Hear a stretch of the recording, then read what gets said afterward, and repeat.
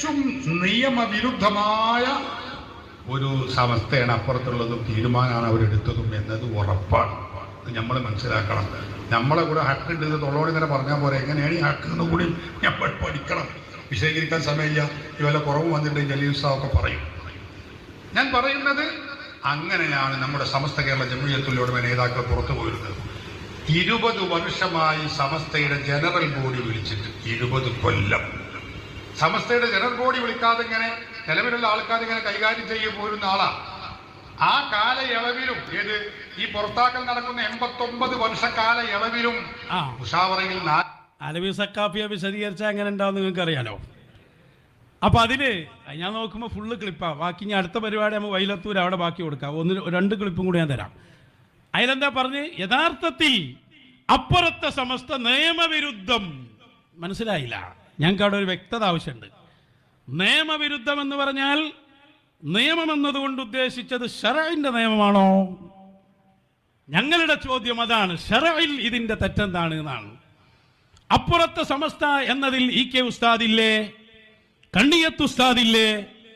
ഞാൻ ചോദിക്കുന്നു, ഉസ്താദുമാരല്ലേ അവരെ നിങ്ങൾക്ക് എങ്ങനെ ഈ രൂപത്തിൽ ഖണ്ഡിക്കാനും അവർക്കെതിരെ സമാന്തരമുണ്ടാക്കി നിങ്ങളാണ് ഒറിജിനൽ എന്ന് പറയാൻ എങ്ങനെ മനസ്സുണ്ടായി?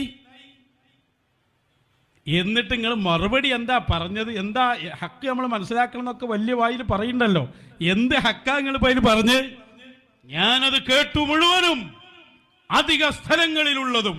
ഒരു സ്ഥലത്ത് പോലും EK ഉസ്താദിന് ശറഇൽ ഇന്ന തെറ്റ് സംഭവിച്ചു എന്ന് പറയാൻ കഴിഞ്ഞിട്ടില്ല. നിങ്ങൾക്ക് കഴിഞ്ഞിട്ടില്ല. ആകെ പറഞ്ഞതെന്താ? അധിക സ്ഥലങ്ങളിലും നമ്മള് ശരീഅത്ത് വിവാദം വന്നപ്പോൾ 4ാം ക്ലാസ്സിലെ അഖ്ലാഖൊന്നും ഇല്ലട്ടോ, ഒന്നും തീരെയല്ല. നദ്വി സാഹിബിന്റെ കൂടെ ഇരുന്ന സംഭവമില്ല. 3 തൊലാഖല്യാൽ 1 പോകുള്ളൂ എന്ന് പറഞ്ഞ പഴയ CD ഇല്ല. ആ വർത്താനൊന്നും വിദേഹത്തിനെ കുറിച്ച് മിണ്ടാൻ പറ്റില്ല. കാരണം മുന്നിലുള്ളവർ ചോദിക്കൂലേ, അല്ലെങ്കിൽ എങ്ങളും ഇരിക്കണല്ലേ എത്താവോ ഈക്കനെ കുറിച്ച് പറയാന്ന്. ഇത് ചോദിക്കുന്നു കരുതിയിട്ട് ആ വർത്താനമല്ല. ആകെ പറഞ്ഞ എന്താ, ഷാബാനു കേസ് ശരീഅത്ത് വിവാദം വന്നപ്പോൾ പ്രധാനമന്ത്രിയെ കാണാൻ വേണ്ടി പോകാൻ തീരുമാനിച്ചു. അത് EK ഉസ്താദും AP ഉസ്താദും താജുൽ ഉലമയുമായിരുന്നു പോകാൻ തീരുമാനിച്ചിരുന്നത്. ആ തീരുമാനം EK ഉസ്താദിനെ കൊണ്ട് മാറ്റിപ്പിച്ചു. ഇതാണ് അതിൽ അധികം പറയുന്നത്. ആ ഭാഗം ഒന്ന് കേൾക്കട്ടോ. ആ ഭാഗം മുപ്പരങ്ങനെ പറഞ്ഞു വന്നിട്ട് പറയാണെന്ത്, അങ്ങനെ പ്രധാനമന്ത്രിയെ ഡൽഹി യാത്ര അത് നിർത്തിച്ചു. എന്നിട്ട് അതിലൊരു കാര്യം പറയുന്നുണ്ട്, അത് വളരെ ഗൗരവമാണ്. ഐക്യത്തെക്കുറിച്ച് പറയുന്ന നിങ്ങളെ ഉള്ളു വ്യക്തമാണ് അതിൽ നിന്ന്. ആ ഡൽഹി യാത്ര മുടങ്ങി എന്ന് മാത്രമല്ല, അദ്ദേഹം പറയുന്നുണ്ട്, നേരത്തെ തീവ്രമായി സുന്നി പറഞ്ഞിരുന്ന EK ഉസ്താദ് അടക്കമുള്ളവരുടെ നിലപാട് മാറുകയും അവർക്ക് സുന്നിയിൽ കാര്യമായ പ്രശ്നങ്ങൾ ഉണ്ടാവുകയും ചെയ്തു എന്ന് ഇന്നും ഈ ആഴ്ചയിൽ പറഞ്ഞതാണ്. നിങ്ങൾ വിടാൻ പോകുന്നില്ല. EK ഉസ്താദിന്റെ സുന്നിയിൽ പ്രശ്നമുണ്ടായി എന്ന് ഇപ്പോഴും ആവർത്തിക്കുന്നു. ഏത് സുന്നിയിലാണ് പ്രശ്നം? അത് നിങ്ങൾ പറയുന്നില്ല ഇപ്പോഴും. നിങ്ങൾ അങ്ങനെ രഹസ്യാക്കിയിട്ട് കച്ചവടം നടത്തി വിജയിക്കാന്ന് വിചാരിക്കണ്ട. നിങ്ങളുടെ അകത്തറച്ചി വരെ ഞങ്ങളുടെ കയ്യിലാണ്. അത് ഓർമ്മ വേണം. പ്രസ്ഥാനത്തിന്റെ അകത്തറച്ചി ശരിക്കും മനസ്സിലാക്കിക്കോളും. അടുത്ത് പറയട്ടെ, അലവി സക്കാഫി പറയട്ടെ. മുഴുവനും നടത്തി രാഷ്ട്രീയ നേതാക്കൾ അതിന് ചുവടുവെച്ചു. അങ്ങനെ അവർ അത് വേണ്ടതുപോലെ അതിനുള്ള ശ്രമങ്ങൾ നടത്തി ഉസ്താദിനെ അതിൽ നിന്ന് പിന്തിരിപ്പിച്ചു.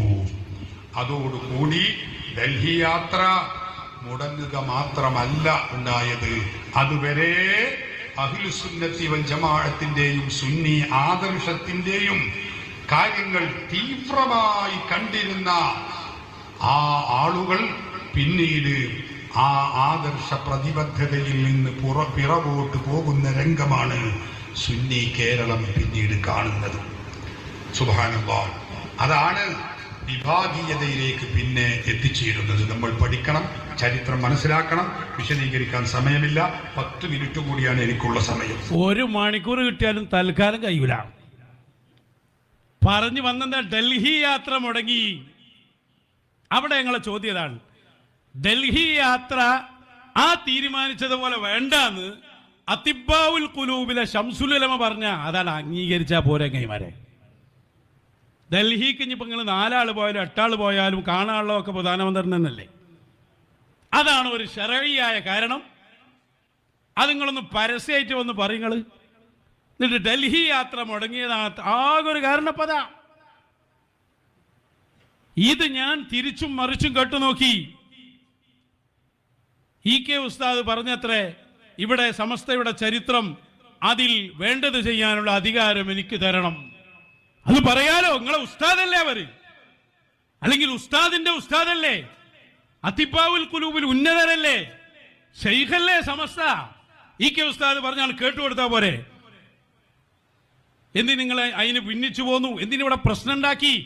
അതാളെ നമ്മളിങ്ങനെ എടുക്ക് ചോദിക്കണ്ടല്ലോ, കൊലപാതകങ്ങൾ ഉണ്ടാക്കി എന്തിനാ മഹല്ല് ഭിന്നിപ്പിച്ചത്?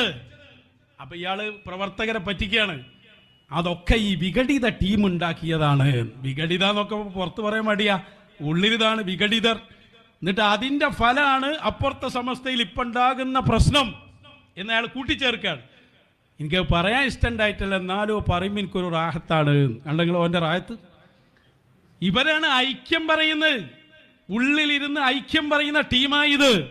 അതാ ഞങ്ങൾ പറഞ്ഞത്, നിങ്ങൾ ആ തട്ടിപ്പ് നിർത്തിയിട്ട് പുറത്തു വന്ന ആൾക്കാരോട് തൗബ ചെയ്യ്. അതും കൂടി കേട്ടോളൂ. ആദർശബോധവും പ്രതിബദ്ധതയുമുള്ള ജനങ്ങളും ഉലമാക്കളും പണ്ഡിതന്മാരും മുത്തഅല്ലിമീങ്ങളും ഒന്നടങ്കം നമ്മുടെ സമസ്തയുടെ കൂടെ, നമ്മുടെ നേതാക്കളെ കൂടെ നിലയുറപ്പിച്ചു. നമ്മുടെ മദ്രസാ രംഗത്ത് പ്രവർത്തിക്കുന്ന മുഅല്ലിങ്ങളെയും മുദരിസുമാരെയും മുത്തഅല്ലിമീങ്ങളെയും മർദ്ദിച്ചും പീഡിപ്പിച്ചും പ്രതികാര നൃത്തമാടിയ വിഘടിത വിഭാഗം മതരംഗത്ത് കലുഷിതമായ പ്രവർത്തനങ്ങൾക്ക് നേതൃത്വം നൽകി കൊലപാതകങ്ങൾ അടക്കം നടത്തി.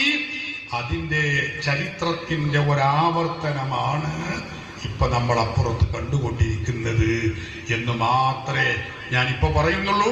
നമുക്കതിന് സന്തോഷമില്ല, എന്നാലും ഇത് പറയുമ്പോൾ റാഹത്താണ് എന്ന് മാത്രമേ ഉള്ളൂ. അപ്പൊ ഞാൻ പറയുന്നത്, അങ്ങനെ നമ്മുടെ സുന്നി വിദ്യാഭ്യാസ ബോർഡ് ഉണ്ടാക്കി. നമ്മുടെ 1999 ലൈവില്ല എന്നുള്ള സമാധാനത്തിലാണ്. ലൈവില്ലല്ലോ, ഒറ്റക്കല്ലേ ഉള്ളൂ. വീഡിയോ വരെ പുറത്താവുന്ന ഇയാൾക്ക് അറിയില്ലല്ലോ. അത് നിങ്ങൾ ചിന്തിക്കേണ്ട ഒരു പ്രധാനപ്പെട്ട കാര്യം. നമ്മൾ ചോദിച്ചു, എങ്ങനെ കൊലപാതകം നടത്തി, എങ്ങനെ ഈ പ്രശ്നങ്ങളൊക്കെ ഉണ്ടാക്കി? അതിനെല്ലാം തലയൂല. വിഘടിത വിഭാഗം ഉണ്ടാക്കി. ഈ വിഘടിത വിഭാഗം എന്ന സംഭവം തന്നെ നിങ്ങൾ ആ ഉസ്താദിനൊന്ന് അംഗീകരിച്ചിരുന്നെങ്കിൽ ഇത് ഇവിടെ ഉണ്ടാവോ? അപ്പൊ അതിന്റെ അടിസ്ഥാന കാരണങ്ങളല്ലേ നിങ്ങൾ ഇന്ന് പറഞ്ഞ മസ്അല എന്നൊന്ന് പറഞ്ഞുകൂടായിരുന്നോ? EK ഉസ്താദിന്റെ മഹത്വം ഇന്ന് നിങ്ങൾ പറയുന്നുണ്ടല്ലോ. എന്തുകൊണ്ട് നിങ്ങൾക്ക് അംഗീകരിക്കാൻ കഴിയുന്നില്ല EK ഉസ്താദിനെ?